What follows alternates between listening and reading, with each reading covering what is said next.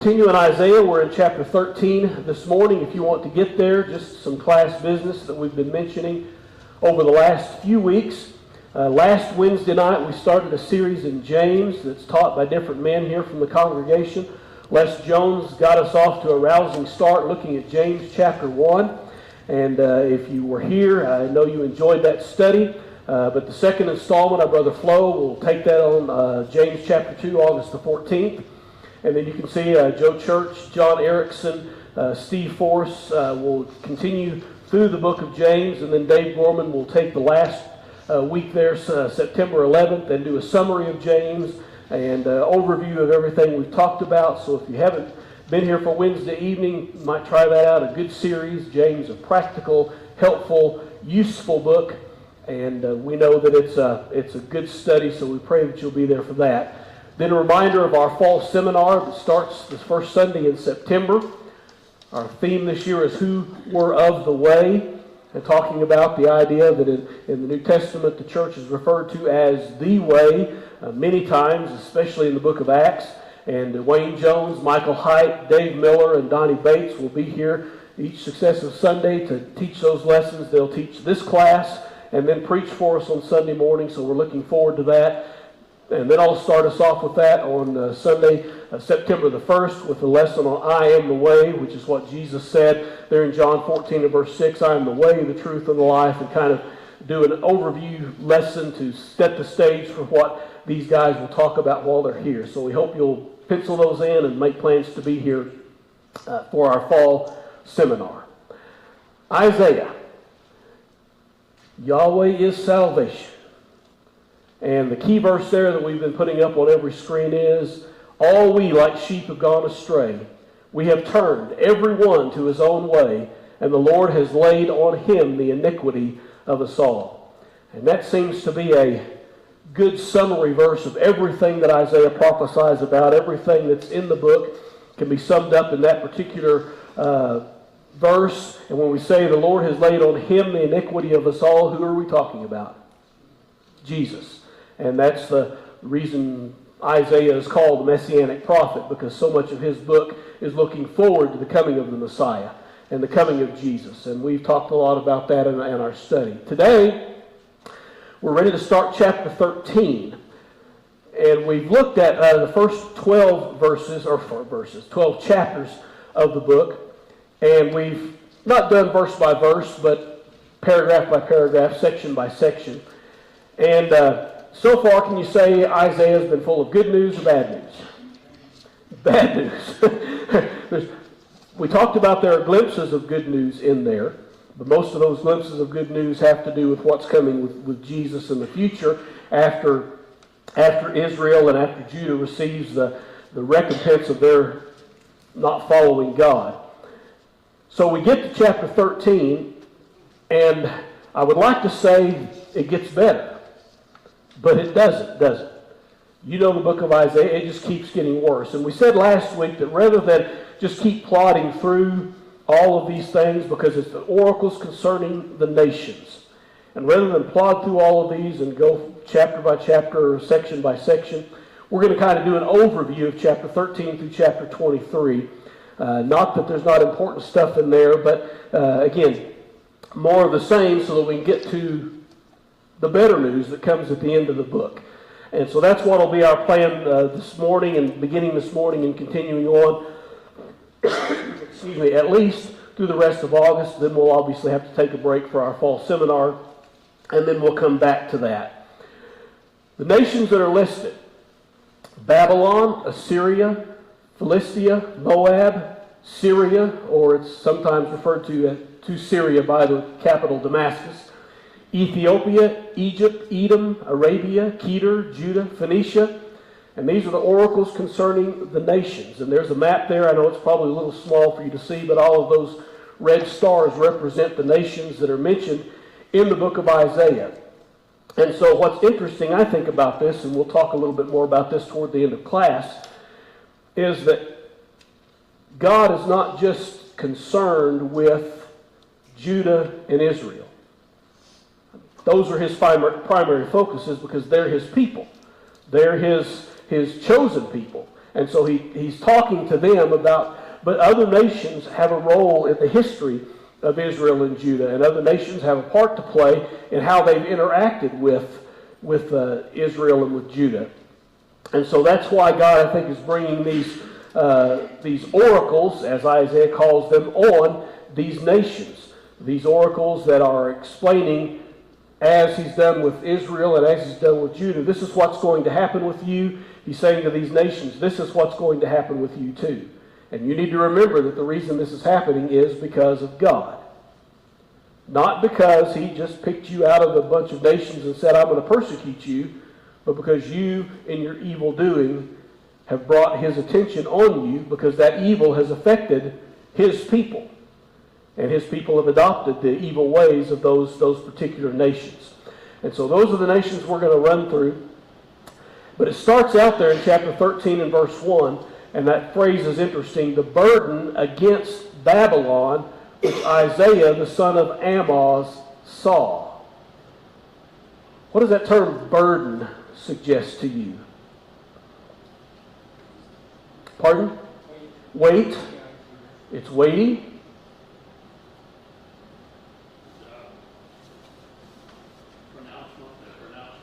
Okay, it's a pronouncement. Again, it's oracle, the oracle against, the burden against Babylon, which Isaiah the son of Amoz saw. And it's, well, we'll talk a little bit more about that in a second. The term burden is the Hebrew word masah. And it means an utterance, an oracle, a burden, according to James Strong. So that term burden, just looking at that, when Isaiah is prophesying against Babylon, what does that term burden suggest that this oracle meant to him?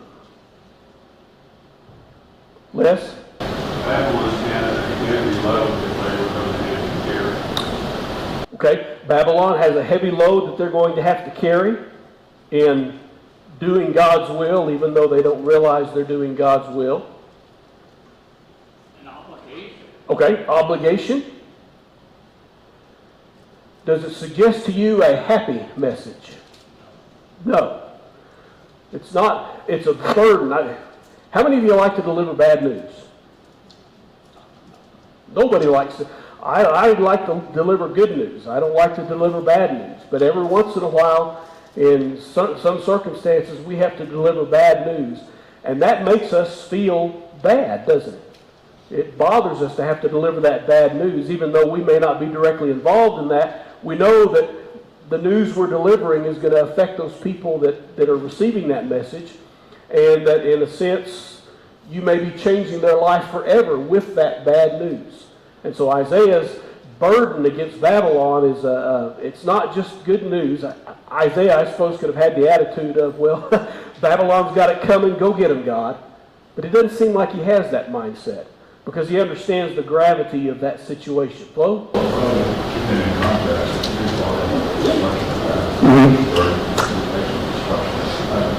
Yeah. Well, they're talking about the destruction of Babylon. So that's kind of a rough thing to be passing on to them. Some of the other, go ahead, Dave. It sometimes gets a little confusing, but Babylon really was just an up-and-coming thought. People really didn't give me, Assyria was the one that Jews at this time were really concerned about. But it's kind of interesting that God is pronouncing judgment against a nation and the people who even Isaiah had himself. Why are we talking about Babylon? Babylon is nothing. But in the future, Babylon will defeat Assyria and be the world empire. And but it's kind of interesting that Jeremiah can see this, that God is giving Jeremiah this prophecy. Giving Isaiah this prophecy way ahead of time. Right. Babylon is up and coming at this point. Assyria is the big man in the field, and they're the ones with Tiglath-Pileser III, and they're the ones who are conquering the world at that time. They're the ones who are going to take the 10 northern tribes captive, and almost come into Judah, but they don't quite make it at this point. It's going to be Babylon. And so Isaiah is looking past the immediate threat to the next threat. And that's going to be Babylon that he's talking about here. Elwin, do you have a comment? What I was going to make briefly is, we put that in context today. We have our brothers and sisters. We have our families. And sometimes we have to bring the news to brothers and sisters about the admonition, rebuke, whatever it may be, because of the life that they're living in Christ that we see, spending time with them and whatnot, and having to tell them, look, you need to straighten this out, or you're going to be in trouble, or whatever the case may be. And like you said, those kind of things that we want to tell people sometimes is very difficult, because a lot of people say, well, you're judging. Oh, no, I'm not. I'm trying to help you walk along with Christ. It's a very important thing, that this is why we have fellowship with each other, so that we can learn about each other and help each other, make it to heaven. Absolutely. Elwin makes the point that sometimes we find ourselves again having to deliver that message that is a burden, because it's not a good message, because people are not living as the way they should, and we know that it may not be received well, that it may not be received at all, and that's a trouble. So it's a burden. But we are, back to Bill's comment, we're obligated to do that. And Isaiah was obligated to pass this message on to Assyria, to Babylon, to whomever he was instructed to pass it on to, because God had told him to do that. And Isaiah had, as you remember, when God said, "Whom shall I send?" what did Isaiah say? Send me. Here am I, send me. Some of the other translations, Revised Standard, English Standard, says the oracle concerning. NIV says prophecy against. Pronouncement concerning, New American Standard. The burden of, Old King James and Old American Standard. And then the oracle about, the New English translation. Bill? The way that wording comes out, all right, the son of Amos, notice a negative event. Okay. Yeah, again, there's nothing positive about this all. It's definitely a negative event, so it's a burden, it's a pronouncement. It's not good news about all these things that are going on. So what's the purpose of these oracles? Yes, it's to condemn the evil of these nations. We know that. That's a given. But what's beyond that, more than that? Glenn, do you have a comment? I don't remember the book, chapter, and verse, but we're told when we speak that we're to speak the oracles of God. Yeah, speak the oracles of God. Not our own words, not our own ideas, but speak God's words, whatever those oracles are, those prophecies are, those things that we're supposed to say. So the purpose of the oracles. Don Shackelford, in his commentary, has a pretty good statement that I think is interesting. He said, Isaiah was warning Judah to neither fear nor to form alliances with other nations. The Lord was sovereign, not just over the tiny kingdom of Judah, but also over all peoples. All must answer to him. He is the judge of the earth. And he references Genesis 18 and verse 25. He had entered into a covenant with Israel in order that they might be a light to the nations. And that's mentioned in Isaiah 42 and verse 6 and 49 and verse 6. And so again, God's focus is not just right there on that little bit of land that we call Israel today, the Holy Land as some people call it. It wasn't just the focus of that. God's focus was still on the entire world. And he was concerned about what was happening on the entire world, and we have to remember that. And so he's, in this context, he's saying, trust God. Ahaz got out of Assyria's wrath by doing what? He opened the doors to the treasury of Judah and gave Tiglath-Pileser whatever he wanted. How did Isaiah do that? Isaiah was aggravated at him about that. That's not the way. You should have trusted God. Just trust God. Don't worry about that. God will take care of you if you're doing right. And so he didn't do that, and as a result of that. So here's a warning. Don't trust these nations, because they will turn around and stab you in the back just as easily as look at you. Because that's the kind of people that they are. Trust God is the ultimate message in that. Christopher Sykes says the nations section makes it clear that any foreign alliance is doomed to failure from the start. Foreign alliances derive their logic from the notion that the nations act outside the will and purpose of Yahweh and could therefore be enlisted as agents of support simply by virtue of their military strength. The nations section reveals the folly of all political scheming when it takes place independently of trust in the one God of all nations. Remember earlier in the book of Isaiah when he was going through some of those prophecies, he said, go ahead and scheme. Go ahead and plan. Go ahead and make your war plans. Go ahead and do that. What's that going to happen? What's going to happen with those plans? They will come to nothing. They will come to nothing. Why? Because they didn't include God. Because they didn't include His will in that. Whereas had they gone straight to God, repented of their sins, said, God help us, we would be reading an entirely different history than what we're reading right now. But we have the history that we have because that's exactly what happened. Interesting thought in line with this.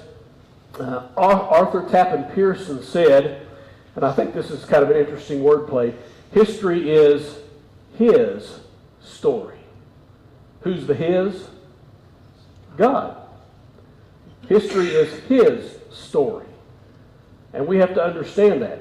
God created the universe, spoke it into existence, and ever since has been working through the thing that He created. And He's going to continue to work through the thing He's created until such time as this world comes to an end. So that's interesting. History is His story. Nikita Khrushchev said in November 18th of 1956, whether you like it or not, history is on our side. We will bury you.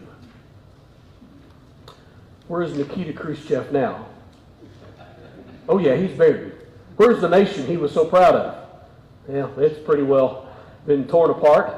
But that was his mindset. And of course, he had nothing to do with God in that concept. Edward Gibbons, in The Decline and Fall of the Roman Empire, said, history is little more than a register of crimes, follies, and misfortunes of mankind.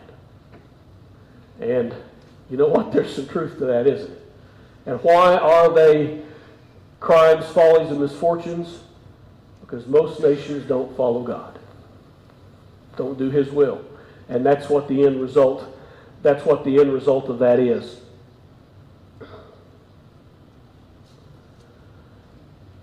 Daniel 4 and verse 25. The Most High rules in the kingdoms of men and gives it to whomever He chooses. Days of Daniel, days of the Babylonians, days of King Nebuchadnezzar. And who was the one saying this? King Nebuchadnezzar. Why? Because he'd been out like a wild animal for several bits of time. Because he walked around the palace of his great empire and said, look what I've done. And God said, no, you look at what I've done. Let me give you some time to think about that. And He did. And the end result of that was Nebuchadnezzar realized who was in charge of all of that. But that's a message for us. God's still involved in it. And I think here's why that's so important. You know, there's war between Russia and Ukraine right now.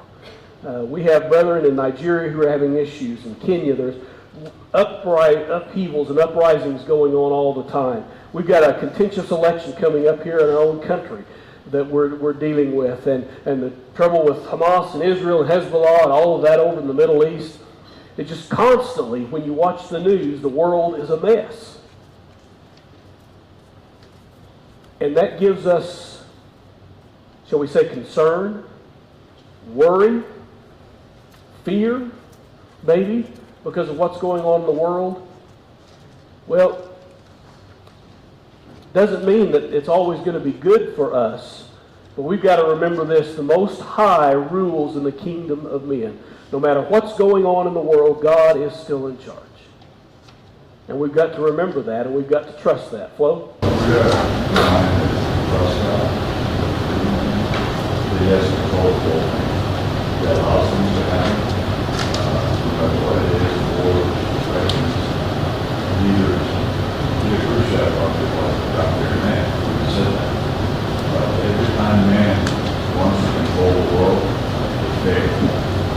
God's in control.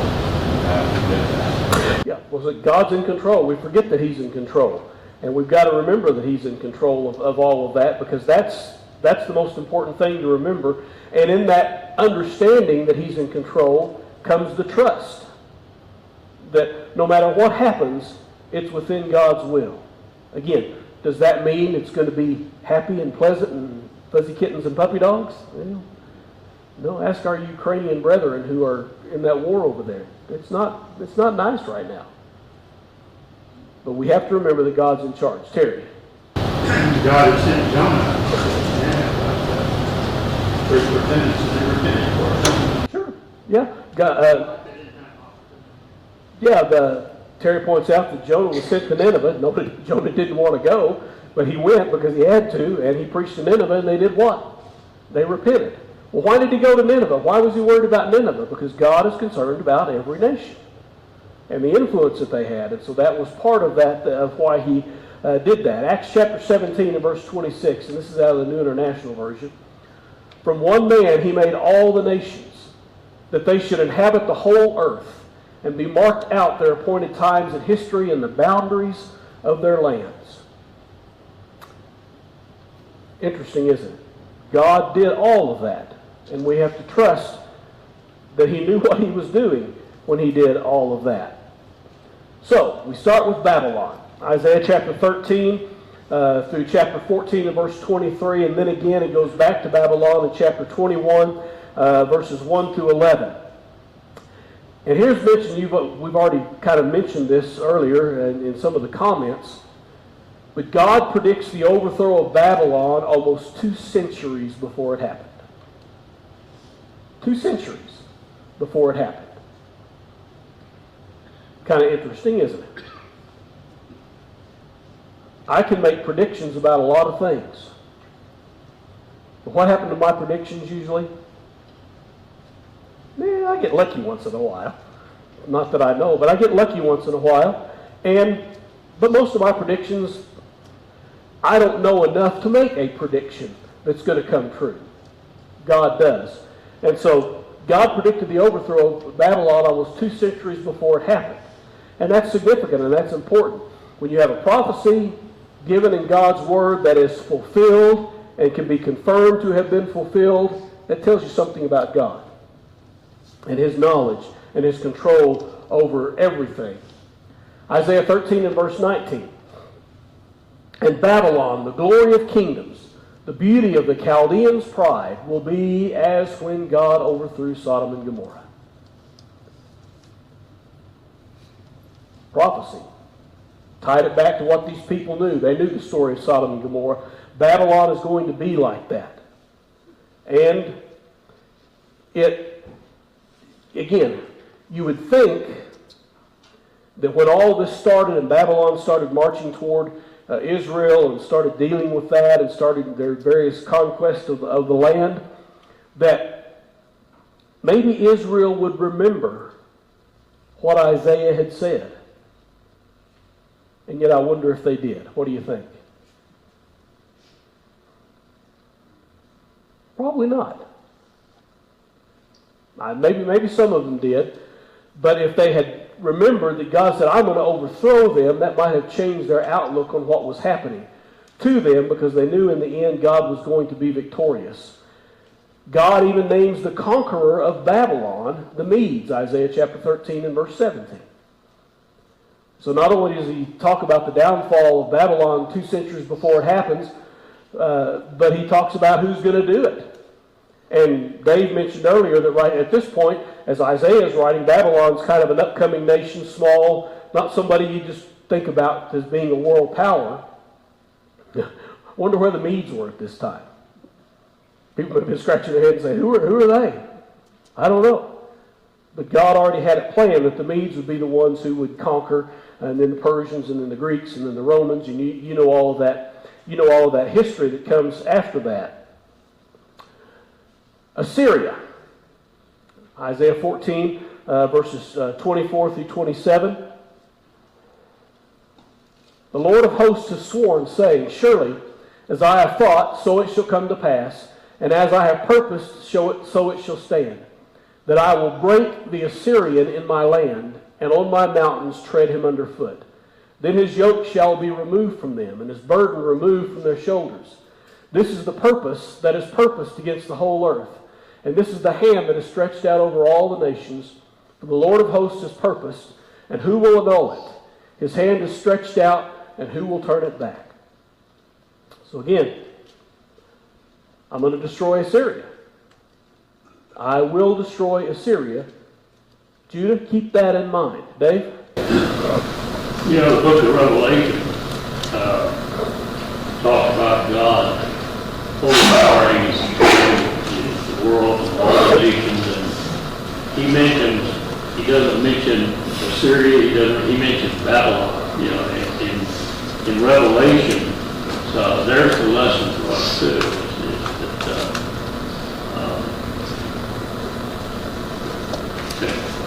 Babylon, the destruction of Babylon, probably in that day would be a startling of getting the news that the United Kingdom was destroyed. A nation which once boasted that the sun never set on the nation of Britain, you know. So, you know, that's kind of expressive of how God could use the history of the world and how he controlled it. It's even mentioned as the power in the book of Revelation, the New Testament. Yeah, Dave makes a good point that Babylon is kind of the big deal. Because again, Revelation uses references to Babylon in talking about the message that Jesus is trying to deliver to the 7 churches and all of that. And so Babylon was a big deal. It was a major shakeup of the world for them to be conquered and for them to be destroyed. And God said, yeah, I told you that was going to happen. I told you it was coming. I even told you who was going to do it. And again, keeping in mind that God rules over all nations. Flo? And because we're young, it's difficult for us to understand good or bad God's plan and God's control. It's difficult for us to feel that it's okay and things aren't bad. We look at terrible things then, terrible things today. In Brother Les's lesson Wednesday night, James 1, verse 2, it says, "Dear brothers and sisters, when troubles come your way, consider it an opportunity of great joy." That's a tall order since I'm human, because when things are bad, it's hard for me to be joyful about that. So that's when we got to keep in mind that that's where our faith comes in God. That's his plan. Even though I don't feel good about it, I'm not joyous about what's happening around me. Recurring cancers, things like this. How can somebody say, how can I be joyful about that? But we're supposed to be joyful, even though all this stuff. Yeah, but joyful in spite of all the things that turn around. And is joy the warm, fuzzy feeling I have when I'm happy? No. What is joy? Biblical joy.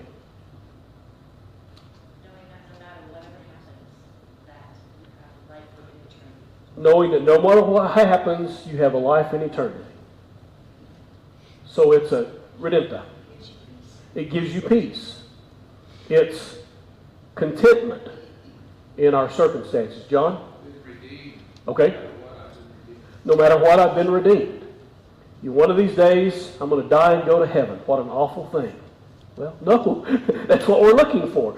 We're going to die and go to heaven, and that gives us the ability to face death knowing that there's something better waiting for us on the other side. Pam?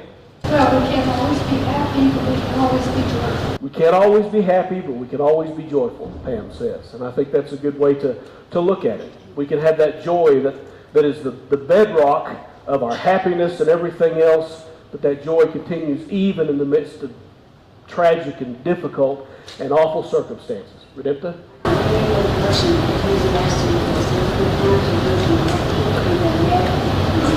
Yeah.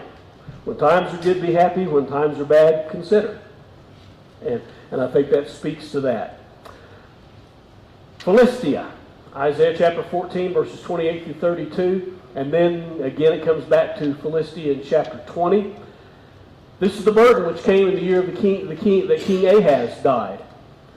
Do not rejoice, all you of Philistia, because the rod that struck you is broken, for out of the serpent's root will come forth a viper, and its offspring will be a fiery flying serpent. The firstborn of the poor will feed, and the needy will lie down in safety. I will kill your roots with famine, and will slay your remnant. Wail, O gate, cry, O city. All you of Philistia are dissolved, for smoke will come from the north, and no one will be alone in his appointed times. What will they answer the messengers of the nation? That the Lord has founded Zion, and the poor of his people shall take refuge in it. So again, another pronouncement against Philistia. Philistia, the long enemies of Israel, and constantly a problem and a threat. About the only time that Philistia has any positive press, if you can say, is when David's hiding among them while he's running as king. But who is that giant? Where was he from? Philistines. What was his name? Goliath. Yeah, they were the mortal enemies of Israel. They're going to meet their end. They're going to meet their doom. Moab. On their heads will be baldness, and every beard shall be cut off. In their streets they will clothe themselves with sackcloth. On the tops of their houses and in their streets everyone will wail and weep bitterly. So again, that's on Moab. And Moab has a history. Some good, some bad. Where did Naomi and Ruth and their family, Elimelech, go during the famine? Well, they went to Moab. And it was good at times there. And then they came back from Moab. But Moab wasn't always Israel's friend either. And as a result of that, there was a price to be paid for their disobedience. Syria or Damascus. And again, I'm just picking one of the many, many verses that talk about this to kind of highlight what we talk about. Damascus will cease from being a city, and it will be a ruinous heap. Chapter 17, Isaiah chapter 17 and verse 1. How many moldering ruins of ancient civilizations are out there in the world?